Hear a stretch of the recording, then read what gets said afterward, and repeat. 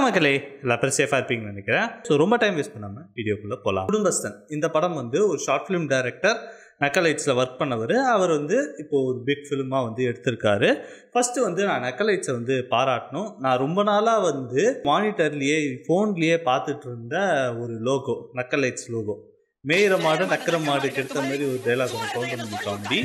அது வந்து இவ்வளோ நாளாக நான் அவ்வளோ டிவைஸில் பார்த்தவன் ஃபஸ்ட் டைம் வந்து ஒரு பெரிய ஸ்க்ரீனில் வந்து பார்க்கும்போது எனக்கே பர்சனலாக நானே ஜெயித்த மாதிரி நான் வந்து ஃபீல் ஆச்சு. ரொம்ப ஹார்ட் டச்சிங்காக இருந்துச்சு அந்த மூமெண்ட்டு. ஸோ நக்கலைட்ஸுக்கு வந்து பின்னாடி வரப்போகிற நிறைய பேருக்கான ஒரு முன்னுதாரணமாக வந்து நீங்கள் இருந்திருக்கீங்க. ஸோ உங்களுக்கு ஒரு தம்ஸ் அப்பை சொல்லுவீங்க. இப்போ 4 பேராக போகிறீங்க, பின்னாடி இந்த மாதிரி இன்னும் நிறையா பேரை நான் வழி அனுப்பி வைக்கணும்யா. இப்போ வந்து நம்ம குடும்பஸ்தன் ரிவ்யூக்குள்ளே வரலாம். ஒவ்வொருத்தராக வந்து நம்ம பிரித்து மேயலாம். ஃபஸ்ட்டு வந்து கேஸ்ட்டு மணிகண்டன், நவீன் கேரக்டர் வந்து பண்ணியிருக்காரு. இவரை பொறுத்த வரைக்கும் இவர் வந்து வாழ்ந்துட்டாருங்க இந்த படத்தில். எல்லா படத்துலையும் அவர் வாழ்கிறாரு, இந்த படத்துலையும் வந்து வாழ்கிறாரு. அதேமாதிரி ஒரு படத்தில் வந்து லவ்வராக இருந்திருக்காரு, ஒரு படத்தில் வந்து நியூலி மேரிடாக இருந்திருக்காரு. அதே மாதிரி தான் நியூலி மேரிடாக வந்து இந்த படத்துலையும் வந்து இருந்திருக்காரு. மணிகண்டனோட ஆக்டிங் ஸ்டைல் வந்து கொஞ்சம் யூனிக்காக இருக்கும், கொஞ்சம் ரியாலிட்டியாக வந்து இருக்கும்னு சொல்லலாம். ஸோ அவ்வளோ ரியாலிட்டி பேஸாக வந்து அவர் நடிக்கிறதுனால தான் எல்லா பேரும் வந்து அவர் அப்ரோச் பண்ணுறாங்க. இந்த மாதிரி வந்து கொஞ்சம் ரியாலிட்டியாக இருக்கக்கூடிய படங்களில் வந்து மணிகண்டன் வந்து எப்பவும் அவங்க அப்ரோச் பண்ணுறாங்கன்னு சொல்லி நான் பர்சனலாக நினைக்கிறேன். அதுக்கப்புறம் வந்து மணிகண்டனோட ஸ்டோரி சூஸிங்லாம் வந்து ரொம்ப சூப்பராக இருக்குது. அதேமாதிரி வந்து ரொம்ப ரியாலிட்டி பேஸ்டான ஸ்டோரியாக வந்து அவர் செலக்ட் பண்ணிக்கிட்டு இருக்காரு. இந்நேரத்துக்கு வந்து 2 படம் இட்டு கொடுத்துருந்தா 3வது வந்து ஒரு ஆக்ஷன் படத்தில் அவர் இறங்கியிருக்கலாம். பட் ஆக்ஷன் படத்தில் இறங்காமல் மறுபடியும் ஒரு ரியாலிட்டியான ஒரு மூவியில் வந்து இறங்கியிருக்காரு. எனக்கு தெரிஞ்சு பிசில் ஜோசஃபையும் மணிகண்டனையும் வந்து கம்பேர் பண்ணலாம். 2 பேரும் வந்து கிட்டத்தட்ட அதே மாதிரியான ஒரு ட்ராக்கில் தான் வந்து போய்கிட்டு இருக்காங்க.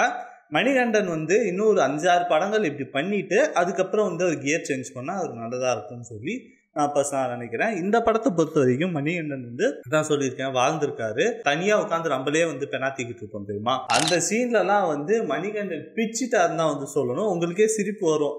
சிவப்பு தொப்பின்னு சொல்லி சுற்றிக்கிட்டு இருப்பாரு. அந்த சீனெல்லாம் வந்து நீங்கள் தேட்டர்ஸில் பார்த்தீங்கன்னா உங்களுக்கு பின்னிடும் விசில்ஸு. அதே மாதிரி வந்து உங்களால் சிரிப்பை கண்ட்ரோல் பண்ண முடியாது அந்த மாதிரி ஒரு சுச்சுவேஷனில். ஸோ அந்த அளவுக்கு வந்து மணிகண்டன் நடிப்பு இருந்துச்சு. குரு சோமமூர்த்தி இவரோட ஆக்டிங்கு நல்லா இருக்குன்னு சொல்லவே கூடாது, அதெல்லாம் சொன்னாலே ஒரு பாவம். கிட்டத்தட்ட அப்படி தான் இருக்கும் அவரோட ஆக்டிங்கு. ஏன்னா அவர் வந்து பிச்சு பெடல் எடுத்துருவார். ஆக்டிங்னாலே அவர் பிச்சு பெடல் எடுத்துருவார். குரு சோமமூர்த்தி யாருன்னு தெரியாதவருக்கு வந்து ஜோக்கர் படத்தில் ஹீரோவாக வந்தவர், அதுக்கப்புறம் மின்னன் மூர்த்தி படத்தில் வில்லனாக வந்தவர்னு சொல்லிட்டு நிறைய படங்கள் வந்து அவர் பண்ணியிருக்காரு.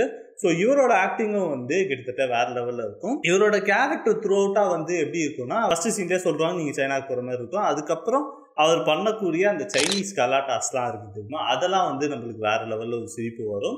அதுக்கப்புறம் வந்து ஸ்டேட்டஸ் பார்த்து பழகிற ஆள். ஸோ அந்த விஷயங்கள்லாம் வந்து ரொம்ப சூப்பராகவே பண்ணியிருப்பார். மணிகண்டனுக்கு இவருக்கும் இருக்கிற போட்டா போட்டி இருக்கும் தெரியுமா. ஸோ அந்த விஷயம்லாம் வந்து நல்லாவே இருந்துச்சு படத்தில். அடுத்தபடியாக வந்து நான் மென்ஷன் பண்ண வேண்டிய ஒரு கேரக்டர்ஸ் யாருன்னா நக்கலைட்ஸ் டீம். நிறைய பேர் இருக்காங்க. நக்கலைட்ஸ் இருந்தால் 3/4 பேர் வந்துட்டாங்க. ஸோ மற்றபடி 90% ஆஃப் நக்கலைட்ஸ் டீம் வந்து இந்த படத்தில் வந்து ஒரு கேஸ்டாக வந்து நடிச்சிருக்காங்க. ஸோ அவங்க வந்து ரொம்ப ரியாலிட்டி பேஸ்டான ஒரு கேஸ்டாக வந்து போயிடுச்சு. அதுவும் எப்படின்னா ஒரு சின்ன சீன் தாங்க, ஓகேவா. அந்த சின்ன சீனுக்கு நக்கலைட்ஸ் டீம்லேருந்து எல்லா பேரையும் கூப்பிட்டு வந்து அவங்க இந்த ஷார்ட் ஃபிலிம்ஸில் எப்படி நடிப்பாங்களோ அதேமாரி வந்து நடிக்க வச்சு த்ரூ அவுட்டாக வந்து கொண்டு போனாங்க. ஸோ அந்த விஷயத்த வந்து நக்கலைட்ஸ் டீம் வந்து பெருசாக பாராட்டலாம். ஏன்னா இவங்களுக்கு வந்து சம்பளம் வந்து நக்கலைட்ஸ் கொடுத்துருவாங்க. அதுக்கப்புறம் இன்னொரு விஷயம், என் டீமை வந்து நான் இங்கே ரெப்ரசன்ட் பண்ணுவேன்னு சொல்ல ஒரு விஷயம் இருக்குது தெரியுமா. ஸோ அந்த 2 விஷயத்தையும் வந்து ஈக்குவலாகவே வந்து பாராட்டலாம். அதுக்கப்புறம் படத்தோட டிஓபி சுஜித். லைட்டிங் பேட்டர்னை வந்து ஃபஸ்ட்டு நம்ம ரொம்ப பாராட்டணும். ஏன்னா இந்த மாதிரி வந்து ஒரு ரியாலிட்டியாக இருக்க தெரியக்கூடிய படத்தில் வந்து ஒவ்வொரு ஊர்லேயும் வந்து ஒவ்வொரு மாதிரி டிஃப்ரெண்ட் லைட் ஆஃப் பேட்டர்ன்ஸ் இருக்கும். அது வந்து அந்த ஊரில் இருக்க லைட் பேட்டர்ன்பா வந்து நம்ம ஃபீல் பண்ணணும். இந்த மாதிரி நிறைய விஷயங்கள் வந்து அவர் ரன் த்ரூ பண்ணியிருக்காரு.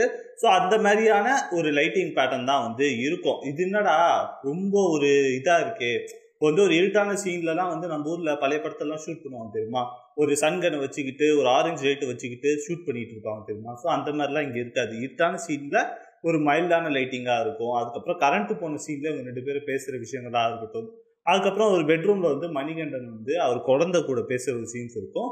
அந்த சீன்ஸுக்கு கொடுத்துருக்க லைட்டிங் பேட்டர்னாக இருக்கட்டும். ஸோ வந்து எந்த இடத்துலையும் இது வந்து ஒரு சினிமேட்டிக்காக போகுதுன்ற ஒரு ஃபீல் தராமல் ஒரு ரியாலிட்டி பேஸ்டான ஒரு ஸ்டோரியாக வந்து இருக்கணும்னு சொல்லி கதை எப்படி டிமாண்ட் பண்ணுச்சோ ஸோ அந்த மாதிரி வந்து லைட்டிங்கும் வந்து இவர் டிமாண்ட் பண்ணதுனால கொடுத்துருக்காருன்னு சொல்லி நம்ம சொல்லலாம். ஸோ அந்த விஷயத்தில் வந்து நம்ம சுஜித்துக்கு வந்து தம்ஸ் அப் கொடுக்கலாம். பட் நான் வந்து ஒரு சில விஷயங்கள் வந்து அவர்கிட்ட நான் ஃபீல் பண்ண ஒரு பேக்லாக்னே சொல்லலாம்.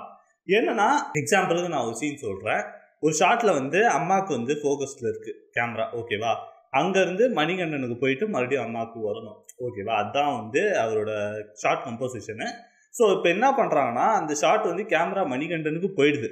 மணிகண்டன் வந்து அவங்க அம்மாவுக்கு ஒரு ஷிஃப்டில் கொண்டு வரணும், ஓகேவா? ஸோ அந்த ஷிஃப்ட்டுக்கு வந்து அங்கே ஒரு பேக்லாக் ஆச்சு. பக்கத்தில் இருக்க கேரக்டருக்கு போயிட்டு அதுக்கப்புறம் அவங்க அம்மாவுக்கு வந்து ஒரு ஷிஃப்டாக இருக்கட்டும். ஸோ அந்த மாதிரி ஒரு மைன்யூட்டியராக தான் எனக்கு தெரிஞ்சு ஒரு ஃபஸ்ட்டு படம் தான். ஃபஸ்ட் படத்தில் எவ்வளோ பண்ணதே பெரிய விஷயம். ஸோ அந்த மாதிரி ஒரு சில மிஸ்டேக்ஸ் எல்லாம் வந்து இருக்குது. ஸோ அதையும் வந்து நீங்கள் பாருங்கள். பட் படத்தை நீங்கள் வந்து ஒரு மூவியாக என்ஜாய் பண்ணும்போது இந்த மிஸ்டேக்லாம் உங்களுக்கு ஒரு பெரிய மிஸ்டேக்காகவே தெரியாது. அடுத்து வந்து இந்த மியூசிக் டைரக்டர் வர்கீஸ், அவரோட பெரிய ஃபேன். அந்த வர்கீஸ் ஒரு பெரிய ஃபேனு. அந்த ரேண்டை கொஞ்சம் கேள்வி பாட்டெலாம் வந்து வேறு லெவலில் இருக்கும். நான் வந்து பர்சனலாக ஃபீல் பண்ண விஷயம் என்னென்னா இந்த படத்தோட சுச்சுவேஷனுக்கு அந்த பாட்டு வந்து சூப்பராக செட் ஆகும். ஆனால் அந்த பாட்டை வந்து யூஸ் பண்ணியிருக்கலாம். ஏன்னா திங்க் மியூசிக் தான் வந்து குடும்பஸ்தனோட ஆடியோ ரைட்ஸை வந்து வச்சுருக்காங்க. ஸோ வர்கீஸும் வந்து அந்த ரேண்ட் கேளு பாட்டு வந்து திங்க் மியூசிக்கிட்ட தான் இருக்குது. ஸோ இவங்க கேட்டிருந்தாலே ஈஸியாக வந்து அந்த சாங்கை வாங்கி இந்த படத்தில் யூஸ் பண்ணியிருந்துருக்கலாம். பட் ஏன் அதை மிஸ் பண்ணாங்கன்னு சொல்லி எனக்கு தெரியல. ஸோ இந்த மாதிரி ஒரு சில விஷயங்கள் இருக்குது. மியூசிக்கும் வந்து பெருசாக சொல்கிற அளவுக்குலாம் இல்லை. ஃபஸ்ட்டு ஒரு இன்ட்ரோ சாங் வந்து இருக்கும், ஜிவி பாடியிருப்பார். அந்த பாட்டு வந்து வேறு லெவலில் இருந்துச்சு. அது தவிர மற்ற சாங்கெல்லாம் பெருசாக சொல்கிற அளவுக்குலாம் இல்லைன்னு சொல்லி நான் ஓப்பனாகவே சொல்லுவேன். ஸோ இதுதான் வந்து மியூசிக்கில் இருக்கக்கூடிய விஷயங்கள். எடிட்டை பொறுத்த வரைக்கும் இந்த படம் வந்து தெரிஞ்சு ரொம்ப நேரம் எடுத்துருக்க மாட்டாங்க. 3 மணி நேரம் 4 மணி நேரம் எடுத்துருக்க மாட்டாங்க, மை கெஸ், ஓகேவா? ஸோ இந்த படத்துக்கு இதுதான் தேவைன்னு சொல்லி கிறிஸ்பாக இருந்திருக்கும். ஸோ கிறிஸ்பான எடிட் தான் வந்து பண்ணியிருக்காங்க. அது போக இவங்க யூஸ் பண்ண நிறைய டிரான்சிஷன் ஷார்ட்ஸ், இந்த மாதிரி ஒரு டிரான்சிஷன் ஷார்ட்ஸ்லாம் இப்போ இருக்க படங்களில் வந்து நம்ம மோஸ்ட்டாக பார்க்குறதே கிடையாது. ஏன்னா இந்த மாதிரி கட்டு, ஜே கட்டு, எல் கட்டுன்னு சொல்லி இவங்க வந்து 3000 சீன்லேயே வந்து கல்யாணம் ஆகுது. நாங்கள் டைட்டில் போடுவாங்கன்னு சொல்லி நினச்சேன். அங்கே ஒரு டிரான்சிஷன் இயர் வச்சு 1 year லேட்டர் 6 months லேட்டர்னு சொல்லி ஒரு டிரான்சிஷனை வச்சுட்டு அதுக்கப்புறம் வந்து இந்த கதையை கண்டினியூ பண்ணுறாங்க. ஸோ அந்த விஷயங்கள்லாம் வந்து ரொம்ப நல்லா இருந்துச்சு, ரொம்ப ஃபீல் குட்டாகவும் வந்து இருந்துச்சு. ஸோ இந்த மாதிரி நிறைய சின்ன சின்ன விஷயங்கள் வந்து இந்த எடிட்டரும் வந்து கொஞ்சம் இந்த படத்துக்கு வந்து கொஞ்சம் மெனக்கெட்டிருக்காருன்னு சொல்லி சொல்லலாம். இந்த பார்க்கறதுக்கு நான் சொல்கிறதெல்லாம் வந்து ஒரு சின்ன விஷயமா இருக்கும். பட் இந்த மாதிரி ஒரு சின்ன சின்ன விஷயங்கள் தான் இந்த படம் வந்து சூப்பராக வரதுக்கான ஒரு நல்ல விஷயமா வந்து இருந்திருக்கு. ஸோ இவங்களையும் வந்து அந்த படம் இந்த இதுக்கு வந்து நம்ம பாராட்டி ஆகணும்னு சொல்லி சொல்லலாம். அடுத்தபடியாக இந்த படத்தோட ஸ்க்ரீன் பிளே ரைட்டர்ஸான ராஜேஸ்வர் அண்ட் பிரசன்னா. ராஜேஸ்வர் தான் வந்து இந்த படத்தோட டைரக்டர். ஃபர்ஸ்ட் வந்து ஸ்க்ரீன் பிளே ராஜேஸ்வர், பிரசன்னாவை வந்து நம்ம பேசலாம். இவங்க 2 பேரோட screenplay work Nakkalites video நீங்கள் பார்க்கலன்னா அந்த சேனலில் போய் ரீசெண்டாக இல்லை பல நிறையா எடுத்து பாருங்கள். கொஞ்சம் ரியாலிட்டியாகவும் இருக்கும், அந்த ரியாலிட்டியில் காமெடியும் இருக்கும். நம்ம ஜென்ரலாக பார்க்குற எல்லா லைஃப்பில் நடக்கக்கூடிய ஒரு விஷயம். அதில் வந்து 90% காமெடியை வச்சு அவங்க மூவ் ஆன் பண்ணுவாங்க. ஸோ அந்த மாதிரி தான் வந்து இந்த படமும் வந்து இருந்திருக்கு. நிறைய சீரியஸான எலமெண்ட்ஸ் இருந்தாலும் காமெடிக்கு வந்து எங்கேயும் பஞ்சம் தரலை, ஓகேவா? படமாக பார்க்க நல்லா இருக்குது, எல்லாமே நல்லா இருக்குது. பட் எனக்கு ஐடியாலஜியாக வந்து எனக்கு ஸ்க்ரீன் பிளே ரைட்டர்ஸ்கிட்டையும் ஸ்டோரி எழுதுனவங்ககிட்டையும் நான் கேட்கக்கூடிய விஷயம் என்னன்னா, குடும்பஸ்தன் வந்து கடைசி வரைக்கும் சால்ரிடாகவே தான் இருக்கணுமா?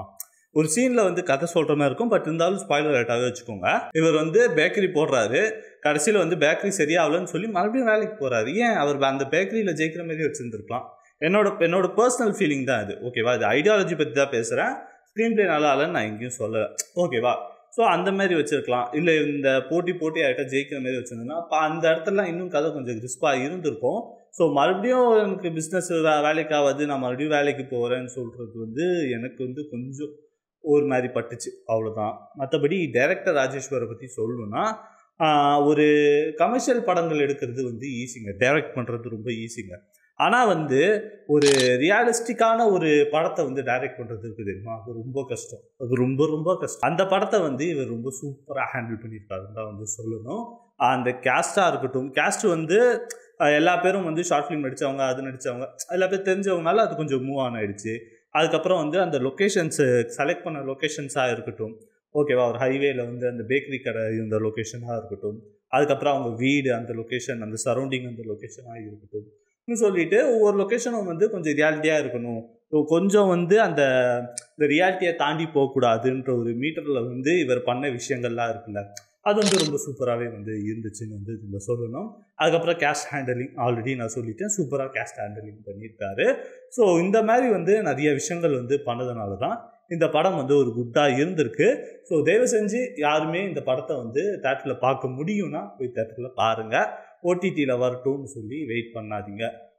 இந்த மாதிரி ஸ்மால் பட்ஜெட்டுக்கு வந்து சப்போர்ட் பண்ணுங்கள். நம்மளுக்கு வந்து நிறையா ஸ்டார்ஸ் வேணும், ஓகேவா? எப்பவும் பெரிய பட்ஜெட் படத்தை வந்து சப்போர்ட் பண்ணிகிட்டு இருக்காதிங்க. இந்த மாதிரி சின்ன சின்ன ஸ்மால் பட்ஜெட் படத்தையும் வந்து சப்போர்ட் பண்ணுவீங்கன்ற ஒரு நம்பிக்கைக்காக தான் நான் மூச்சு பிடிக்க இந்த படத்துக்கு வந்து நான் ரிவ்யூ பேசிக்கிட்டு இருக்கேன்.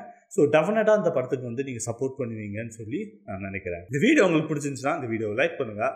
அதேமாதிரி உங்கள் ஃப்ரெண்ட்ஸ் அண்ட் ஃபேமிலி எல்லாத்துக்கும் இந்த வீடியோவை ஷேர் பண்ணி கொடுங்க. அது போக இந்த சேனலுக்கு புதுசாக இருந்தால் மறக்காம சேனல் சப்ஸ்கிரைப் பண்ண மறந்துடாதீங்க. Have a good day. நன்றி, வணக்கம், டாட்டா, பை பாய்.